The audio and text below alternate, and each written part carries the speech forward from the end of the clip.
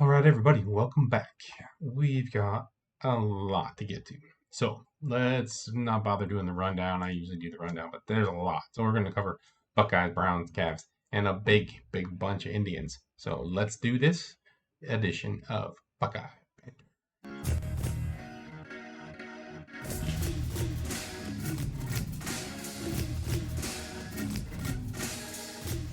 Welcome to Buckeye Banter Sports Studio H.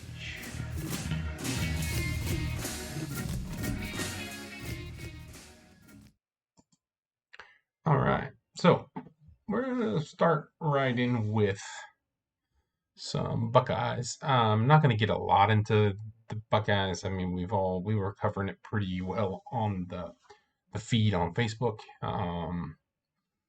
Game got canceled. Big Ten made a big decision. Haters gonna hate. I think they did the right thing. Obviously, I'm a Buckeye fan, so do I understand the position? Only slightly, honestly. Um, Anyone who's in their right mind believes that Indiana somehow deserves to go to this game simply because Ohio State didn't play two games that they had no way of controlling, and the Big Ten didn't give them a chance to play those games because of the way they set the schedule up. We beat Indiana, and I saw one guy say something. Well, if they only had 5 more minutes, Indiana might have won. You know what? Ifs and buts. You know what they say. Games are the time that they are 4 quarters. That's what you play, and um, scoreboard says Ohio State beat Indiana, and that's all that matters. At the end of the day, I think the decision that they made sense. It was logical. If Ohio State lost to Michigan, which was super unlikely, they still were going to be the Big East champs. So the result of that game didn't impact uh, the results at all. They just basically, they could have probably made a lot of people happy, other than, obviously the impact it would have taken in the CFP, if they would have just said, yeah, give them a loss. They're 5-1, they still win. But they don't want to do that, obviously, because that, you can't just, so you can't also all of a sudden decide to give people, um, the team that had the COVID violations a forfeit or something like that.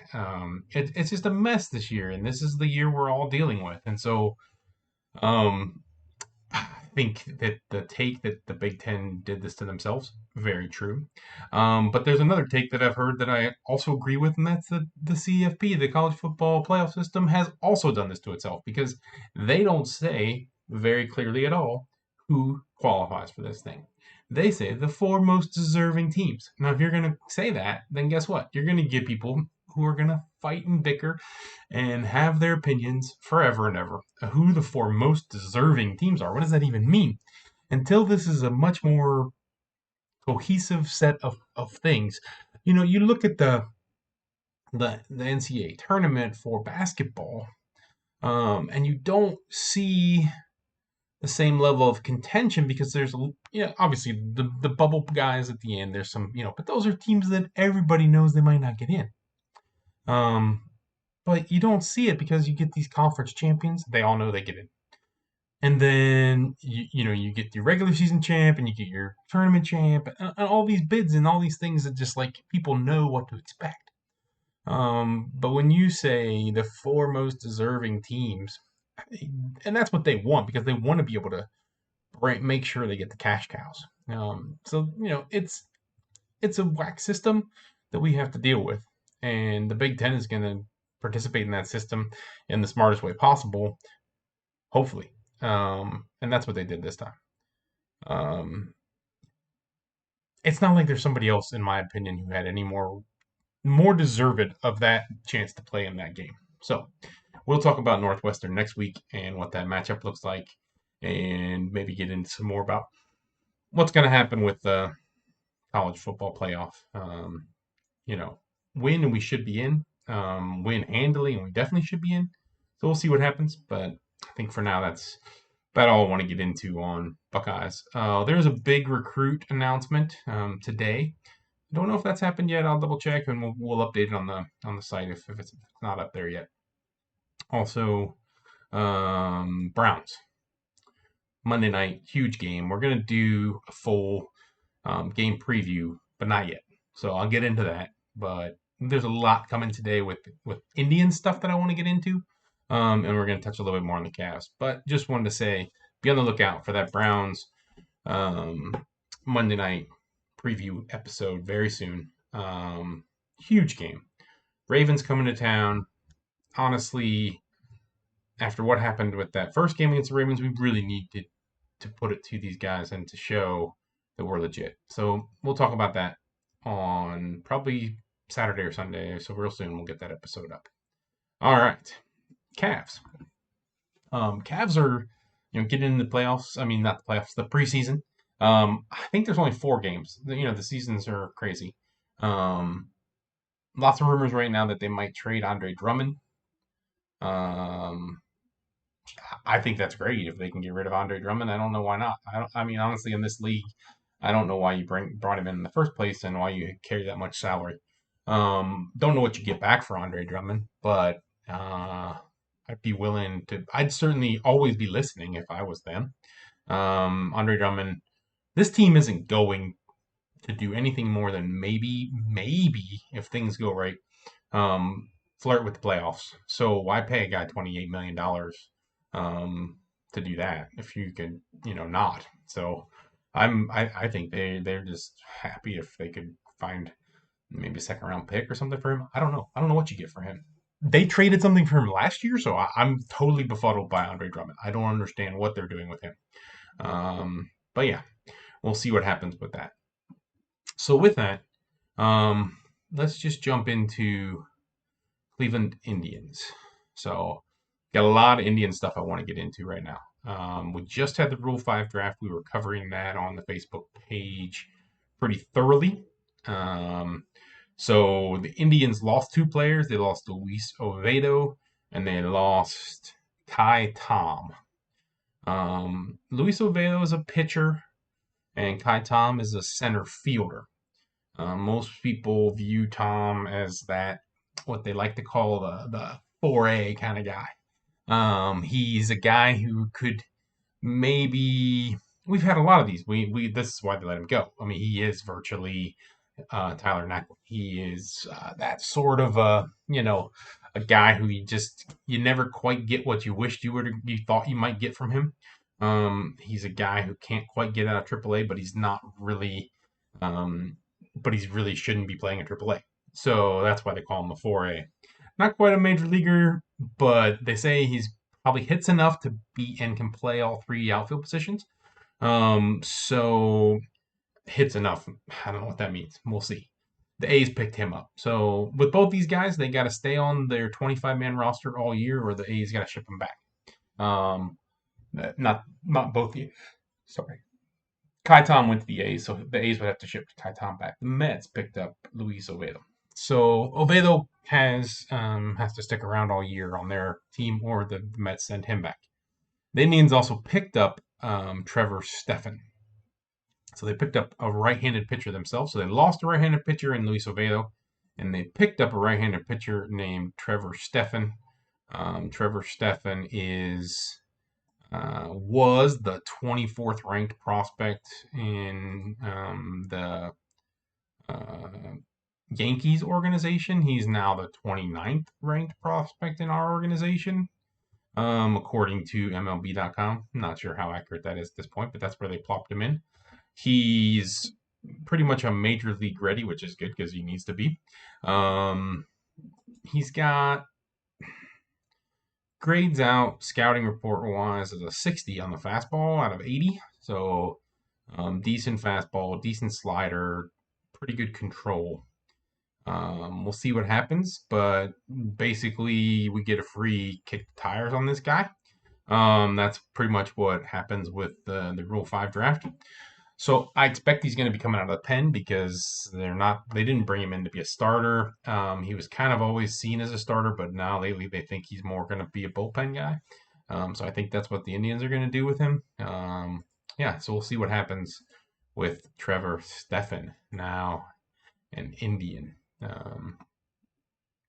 So we're going to get into a lot of trade talks, but first I want to talk about 2 main positions that we obviously have a need for. I think that the Indians are planning to see what they get between Naylor, Bowers, and Bobby Bradley at first base. In my opinion, that's what we're going to get. Um, Barring that somehow the best possible deal they can get for Frankie ends up including a first baseman, which I don't think they will be pushing for that. But if somehow that's what happens, then maybe they would do something different. But I think that that most likely we're gonna see Bobby Bradley, Josh Naylor, or Jake Bowers playing primarily at first, with Bradley and Naylor probably leading that possible pack. So what does that mean? Most likely, Frankie Lindor is gone. Let's just face it; it's super unlikely that he comes back. So we need some infield options, and I see three that I imagine are being talked to. Personally, I think they should bring back Cesar. He seemed like he liked it here. He fit in really well. He did really well with. He's not that old yet, and he should be pretty reasonable salary wise. So I would try to bring him back on a similar deal to what they did last year. Six, I would even offer him a couple years, and maybe that second year with less money, or not guaranteed. Maybe give him a little more this year than you gave him last year, because he did have a very good year, with a second year for less money but not guaranteed. Um, he's getting older, so a little bit of extra possibility for a year and follow up year would be maybe intriguing to him. Um, Tommy La Stella. That's another one I think they'll be talking to, and Kike Hernandez. I think those are the three that if I had to guess, um, we'll be looking at. Um, you know, Ter- Francona loves these guys that can play all over the place, and Kike can do that, and he's a hustler and he's had a couple really good years, but he's still not demanding huge payroll. So I think that he might be a guy that we could get. So, and I'd love to see him get him. And he happens to be a relative of some friends of ours, so that'd be really cool. He's a cousin of some friends of ours. So, would love to see Kike come over to the tribe. Um, Outfield. Obviously, we need outfield. Oh my gosh, do we need outfield? Um, so I really thought we'd pick up an outfielder in the expansion draft. We didn't. The guy who I thought we most likely would go after went like third in the Rule 5 draft. Sorry, not expansion. So we didn't have a chance to get him. That was Akil Badu from Minnesota. He stayed in the division, went to the Tigers. So we'll see how good he is or not. But it didn't matter. We didn't get a chance to pick him anyways. So, there's two guys who I think one guy everybody would love to see, and that's Michael Brantley come back. Um, I don't know that, it depends on what the market bears for him. There's already been an unfortunate market setting sort of contract for Adam Eaton, and it was more than I think everybody expected. And so we'll see what happens there, if that trends holds or not. Hopefully it doesn't, because I was really kind of hoping that a couple of these guys might be available, just due to the COVID price being lower for everybody, but we'll see. So I don't know. For me, if there was a possibility that you could get Brantley for a couple years at, you know, 8 or 9 a year and not have the second one guaranteed or something, I think you'd have to do that. He's certainly worth that. Maybe even 10 a year. And then the other guy who I would love, love, love to see them bring in is Jock Peterson. Um, 18 to 24 million maybe on a couple 2 or 3 year deal for him would be, I think, excellent. He also could, worst case scenario, be a guy that you could platoon with Jordan Luplo. So you get, one of them hitting righties, one of them hitting lefties, and it should work out pretty well. If I'm honest, what probably happens is we get a guy like Kevin Pillar or a guy like Adam Duvall, and we pay him like 4 or 5 million max, and that's where we end up. Just being honest, that's probably what we get. So, but those are the options that are out there, and that's what I think is probably going to happen. Is we'll see something along those lines. Um, we can always hope for the better of those scenarios. So now what I want to do is look at some possible trade scenarios for Francisco Lindor. Now I'm gonna switch over here to a different view, and you're gonna see the information from baseball trade values. This is a pretty useful resource if you want to just get an idea for, the value that teams kind of look at in an analytics mode for players, especially for prospects. So here's one trade. If you want to go to their website and look at my profile, Ross, ROSS 574, you can see all the trades that I've kind of been playing around with on there. I'm only showing you a few of them. So this is the Indians and the Angels. So we're going to, in this potential trade, the Indians would send the Angels Francisco Lindor, and we would get back Brandon Marsh, outfielder.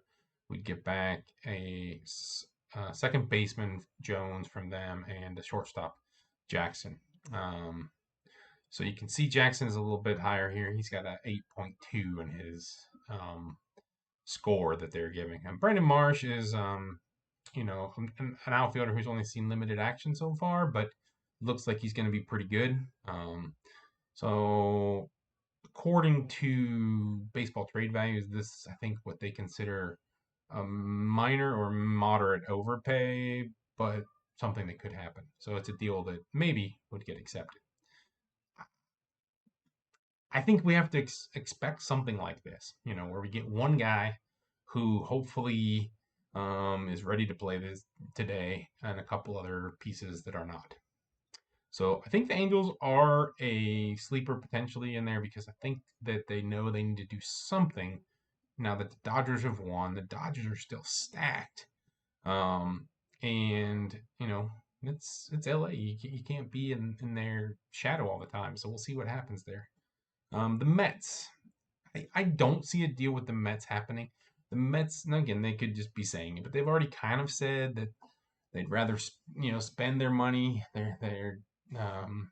Sandy Alderman was quoted saying basically, there's two, um, basically forms of capital. You have players and you have cash. And he said right now they have a lot of cash and they don't have a lot of players, which is true. If you look at this deal, you don't see that guy with a 30 or something um, value over there. You see two guys in the ones in the two in the teens and a bunch of lesser ones, and none of that excites me, and I'm sure it doesn't excite most Tribes fans. And you've got Dominic Smith, who's a first baseman outfielder, and then you've got Mark Vientos, who's going to play third base as the two main keys in this.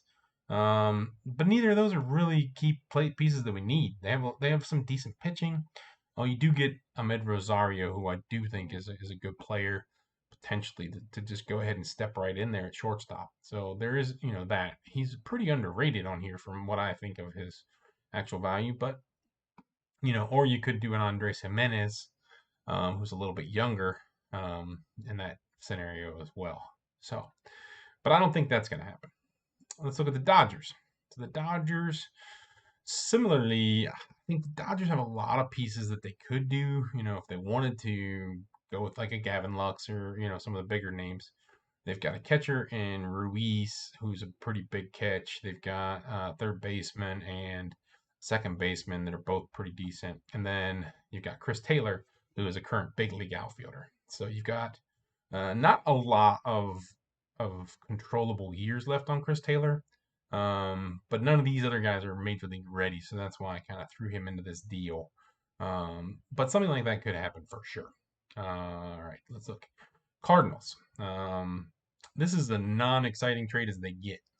We get back basically Bader and Thomas, who are currently playing in the outfield for them. Neither of them are very exciting. And we get Nizer to catch and some minor leaguers to fill in. And none of that excites anyone, but this might be the sort of package we end up having to settle for. Let's hope not. Now, another deal that we could do with the Cardinals, which is a little more exciting, is if we still keep Bader, but instead of all those other pieces, we just get Nolan Gorman, who's a third baseman, who's very highly rated in their system. I don't know that they do this deal, so that's where we have to, wonder. But that would be a much better deal as far as dealing with the Cardinals goes. Um, let's see here. I want to let's look at the Cubs. The Cubs are a sleeper. You just don't know what they're gonna do right now, but they do have two pieces that would work very nicely if they're willing to move on from Nico Horner for Frankie. And then they've got an outfielder, Davis, that would be a nice fit. So it's a kind of a marginal sleeper pick there. Another sleeper one we've got to look at here is the Marlins. So they've got JJ Bleday, who is very highly thought of outfielder who's ready to come up. Another outfielder, Sanchez, and a shortstop, Nunez. All three of whom have pretty going to be coming up pretty soon. So we could definitely make that work, and it's a pretty hefty return as far as value goes, but something that they would probably accept. Um, do they actually want to do this? I don't know. But I think Florida would be an attractive place for Frankie. Frankie would be a huge hit there. And if they want to, start changing the dynamic there, he's definitely someone you could do that with. Let's look at the Yankees. Now, here with the Yankees, what I've done is I've also included, and I know none of us want to see this happen, but I've included Carlos. So here we've got Frankie and Carlos going to New York. I know it breaks my heart. But we get back their top outfielder, Dominguez. We get back Frazier again, who was already here. We get Luis Gil, who's a younger pitcher um, and very highly rated in their system. And then we get a shortstop who's second base shortstop, who's a little further down. So not going to play right away for us, but a decent prospect potentially there. Value wise, it's a great deal for us, but it's a heartbreaker. Um, but I can tell you that if we don't throw in Cookie, we're not going to be able to get that high of a thing. We're going to have to pick one of those outfielders, and then piece together some other things. Again, if you look on the Baseball Trade Values website, you can see some other trades I did that do exactly that and don't include Cookie. So let's look at another sleeper here. We've got the Reds. Again, I don't love this deal with the Reds just because Senzel has been hurt a lot, but the Indians seem to have a fair amount of interest in him. So this would be a deal that would basically center on Senzel. Then you'd also get this Garcia, who's a shortstop in their system, who just came up and played a little bit last year. But the Reds have a need right now for a shortstop, so who knows? It's possible. And then you've got an outfielder, Siani, who's a little bit off, so he won't be playing probably for a couple years. He's, I think, a 2022 target for the big leagues. So, lastly, we've got the Blue Jays. So this deal is a big deal that I put together, and instead of Cookie, I threw in Aaron Savall. The Blue Jays are also a team that needs some pitching, but they're going to have some question marks around whether or not Frankie's going to want to stay there. So I threw in Savall to kind of make a deal a little more appealing. And in this deal, we get Gurriel Jr., who still got 4 years of control, which is pretty good. We get a younger pitcher, Kloffenstein, who's not their top-rated pitching prospect. He's a couple down. We get a shortstop prospect of theirs, Martinez, who should be ready to play pretty soon as well. We get their second rated catching prospect, who's still pretty good, Gabriel Moreno. And we get another outfield prospect, Robertson. But again, we're giving up Savall and Lindor. But this is a pretty good haul.